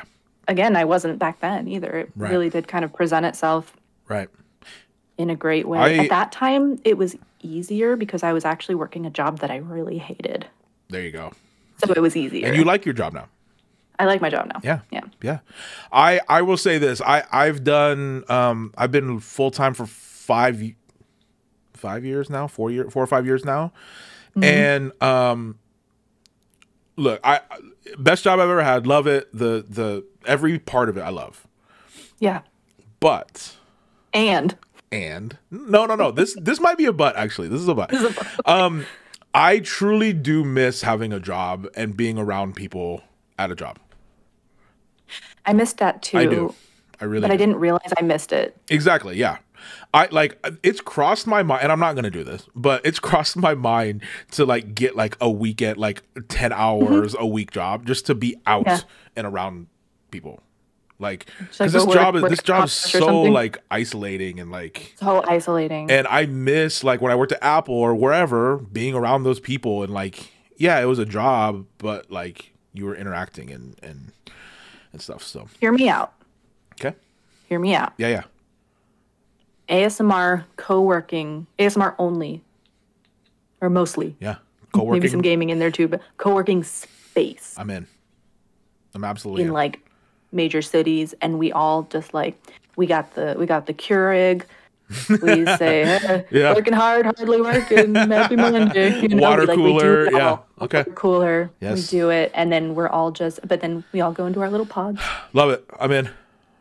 Yep. And then we take a lunch break in the lunchroom. And gosh, I'm in. Love it. All right. Okay. All right. We need to get that crowdfunded. Yep. All right. I have a few more for you here. Let's.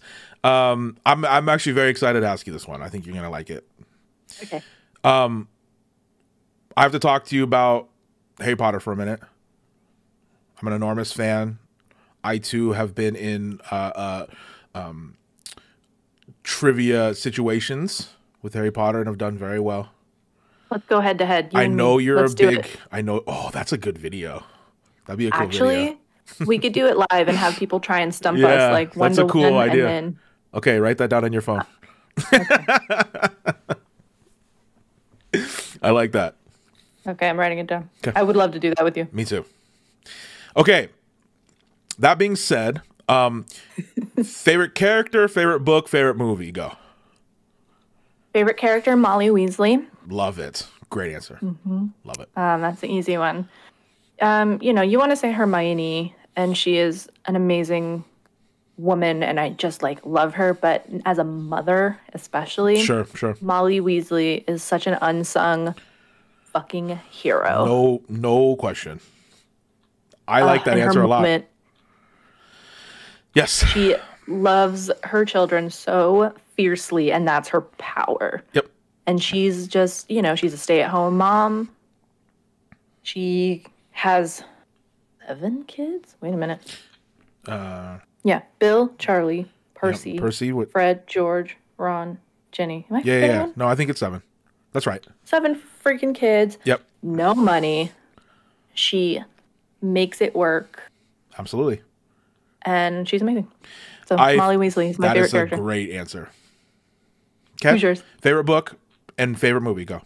Keep going. Oh, God. Yeah. My favorite book changes throughout my life. I used to not hate, I never hated it, but my least favorite book used to be Goblet of Fire. Yeah.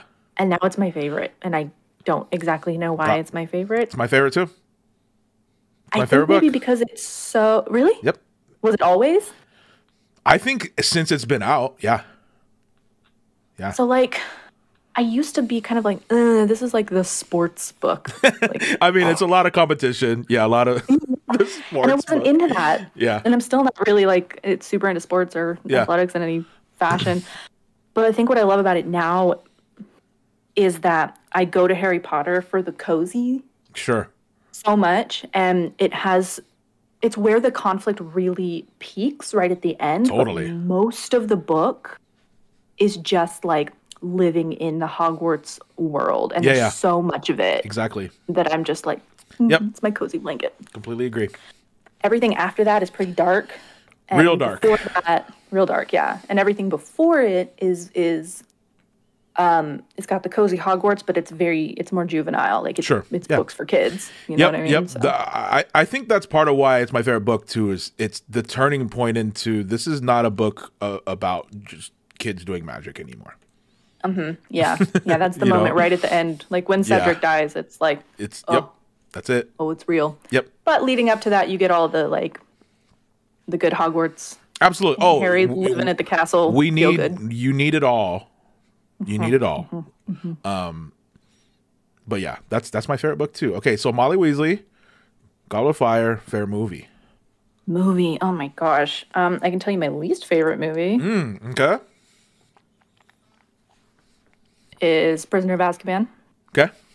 I don't know what Alfonso Cuarón was thinking as the director of that film, and that is also the introduction of. It's not his fault, but that's the introduction of Michael Gambon as Dumbledore, and I'll never forgive Michael Gambon. I hear you. Yes. For what he did. Yeah. I'll never forgive him. I get it. He's an amazing British actor. He's a British icon.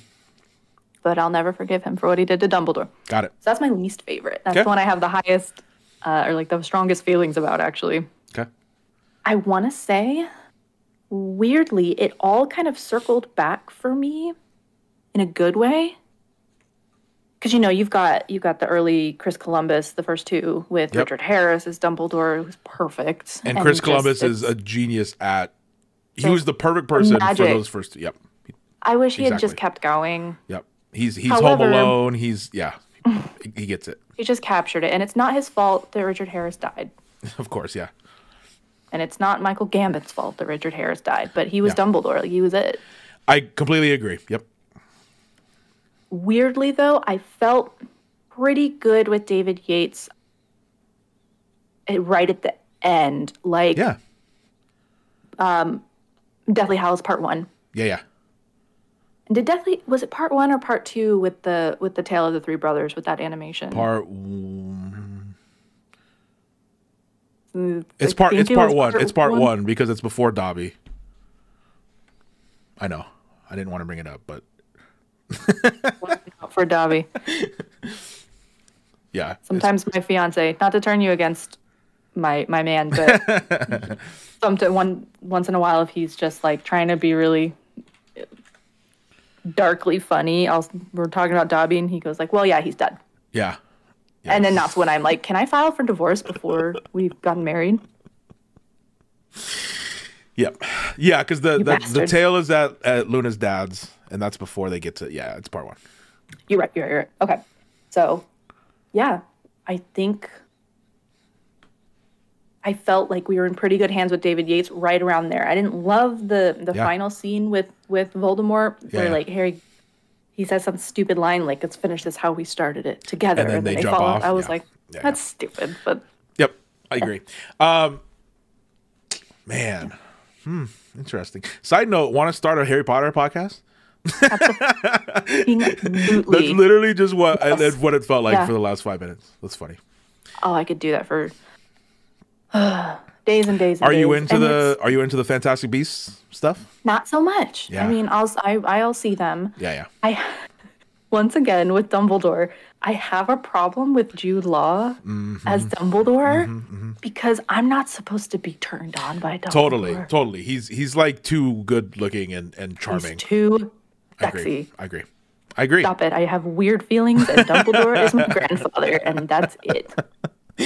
I completely agree. Yeah. Down, Jude Law. God, he's too hot. Agree. But I saw you went to go see the newest one, right? Yeah. Yep. And it was fine. A movie called The Secrets of Dumbledore could have been crazy. Yeah. Because he has a lot of secrets. Like there's his whole thing. His whole life before Harry met him is insane. They got into they dipped their toe into it. Okay. And I wanted it to be like deep. Let's go into the Secrets of Dumbledore kind of thing. I have felt always with those movies as like they're fun, and I'm glad that they're being made, I guess. Yeah. But they're not really for us. Yeah. That's the thing too, is they're fun. Like when you finish watching it, you're like, I had a fun time watching that. Sure, yeah. But it's not and there's laughs and stuff. Yeah. And honestly, the cast is pretty good. This newest one, there's a new girl in it. I don't remember her name, but she's fantastic. Like they're fine. But yeah, I guess the title kind of got me, because when I saw Secrets of Dumbledore, I was like, oh boy, there's so many. This should be rated R if it's the movie I want. You know what I mean? Like this might be a little gay. Yeah, exactly. Yeah. Okay. Look, we're not gonna. I'm sure there's people out there who aren't Potter fans, and that's fine. So I'm sure those wrong people exist. Yeah, sure. Okay. I'm super excited for. I will say this. And then we'll stop. Okay. I am so excited for. Oh my god, I'm gonna forget the name of it. The game, Hogwarts. Yeah, Hogwarts Legacy. Legacy. Okay. Yep. Oh my god! Wait a minute. I'm tripping. Is it out? Is it? Is it out? Is it? I think I would have heard. I would have known that. But it's like you can buy. Are you pre-ordering it? Are we pre-ordering it? I just see it in like the shopping.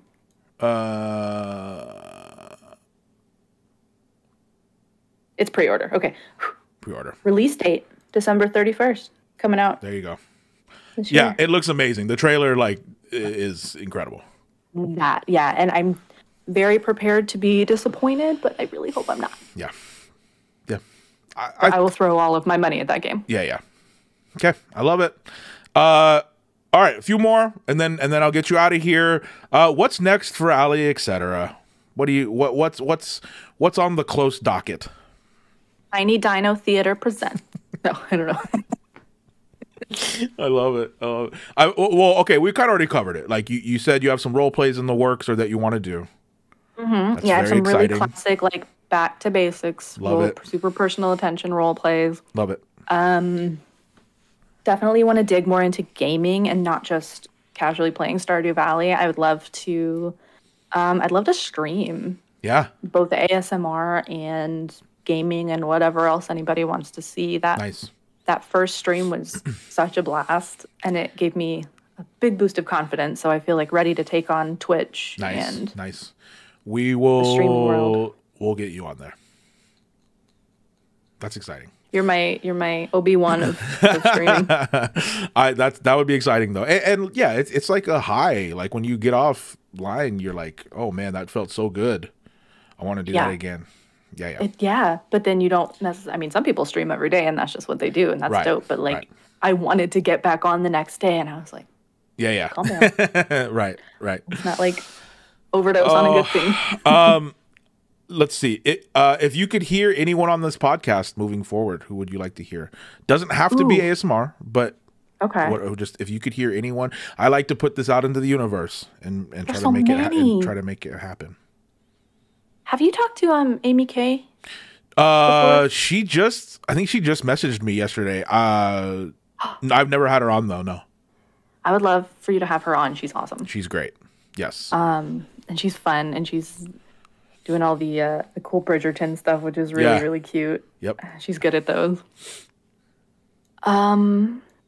I would like you to have Michael Gambon on to answer for his crimes. I think that's fair. Explain yourself. Yep. I know this is a hard one. That's why I do it at the end. That's why I do it at the end. I put you on the spot. There's so many. Like, I'm thinking of ASMR, but then I'm thinking of like everything else. Yeah. Have you ever spoken to? There's this artist called. No, be quiet. I'm gonna mispronounce her name. Okay. I want to say she's South African. Okay. Maybe Zelschke. Zelschke. I've been watching her a lot lately, and she's like, I'm pretty obsessed with her just for straight up tingles. She's really doing it for me. Okay. And I've never heard her real voice. Nice. I'm really interested to see, and I think she speaks like Afrikaans, and is just like this fascinating person that I would love. Okay, I like for that. you to check her That's out. funny you say that. I've reached out to a few creators who I would love to have on here, and their response was like, I haven't done a voice reveal yet. Like, people don't know what my voice sounds like, so I'm gonna have to pass for now. Yeah, it's really funny. This is such a like great way to. Yeah, that's what I think. That's what I think. It's yeah. Okay, well, those are some good ones. Definitely would love you to have on Ephemeral Rift and just talk to that guy and just see if you can get in his brain. Yep. Batala, have you spoken to Batala? Yeah, that'd be good. Okay, has she been on them? Nope. That would be great. She's great. Yeah. I love her whole thing. Yep. Did you interview Atlas? Nope, not yet. Love Atlas though. Atlas. I just did a thing for him. What did I just do with him? I just did something with him. I don't remember. Yeah, love Atlas. He's on that level too of like just unbelievable production and ideas. Yeah, that's a big one. Nice. And then speaking of Harry Potter, ASMR Weekly. Nice, yeah. I have been watching ASMR Weekly. That was one that I consistently, almost always, like even in my sad times, I would still watch ASMR Weekly. Nice. Just the like ambient, yep, like Hogwarts videos and stuff. Love it. Yep. I've definitely done that too. Okay, so that's a lot of requests. That's great. No, I'm gonna make it happen. All right. All right. This is the last question. Okay. Controversial. That's why I save it for the last. If you don't want to answer it, you don't have to. But I have to ask. Thoughts on pineapple on pizza? Is it a yes or a no for you? I'm going to give an unpopular opinion. I don't care. Excellent answer. I don't give a shit at all. I like it. People feel so strongly about it. Do what you want with your pizza. Pizza's delicious. I'll eat it. Okay. If someone orders it, I'm gonna eat it. If you're ordering a pizza, what's on it? My go-to is, I usually don't really do like meats or anything. Not vegetarian. I just kind of like a veggie pizza. I like mushrooms, black and green olives. Yep. Extra cheese. Nice. Banana peppers if I can get them. Nice. Now, if we're going kind of like a little fancy pizza, then it's like if I'm at like a pizza restaurant, not just ordering like Domino's or something. Right. It's mushrooms and artichoke hearts and cilantro. Nice. As the pre-bake topping. Yeah. What about you? I like it. It changes a lot. Right now, I really like. I just had a really good like barbecue chicken one. It was really, really good. Never go for barbecue chicken, but then I eat it and it's good. I'm starving. Really Oh my god! I mean, we just hit 2 hours. Wow. So man, I talk too much. I have a lot to say. Okay, look. Here's the deal. It has been. I'm not just saying this. It has truly been an honor to have you on the show. I'm so glad that you're back, and feeling good and creating and all of that. I think it's going to be really good for you and for all of your fans and viewers. This has been an honor. So thank you for being on the show. Freaking likewise. So thank you for having me. This is so fun. Of You're course. so good at this. Thank you. That's I'm outside of being isolated all the time, I'm really a people person. So I'm at my best when I'm around people. Okay, look, where can they find you online? I know you put these on your phone, so we didn't forget. This is your time to plug away. Where can they find you? You can find my ass at, not literally my ass. My ass is not on the internet. Don't look for it. Please don't look for it. My current YouTube channel is Allie, etc. Yep. That's ALLY, ETC. Yep. I'm on Instagram, Allie_ etc. And I'm currently on TikTok or trying TikTok. Yeah. With all the youths. Yep. At Allie Charge Your Phone. Love it. I love it. Yeah. All right. Well, again, seriously, thank you so much for this. This was amazing. And everyone out there, thank you so much for listening. Please remember to subscribe on the YouTube channel. Leave a 5-star review wherever you're listening to it. All that good stuff. This has been the Creator Code Podcast. I'm your host, MattyTingles. Be safe out there. Be kind to others and yourself. I'll see you next time.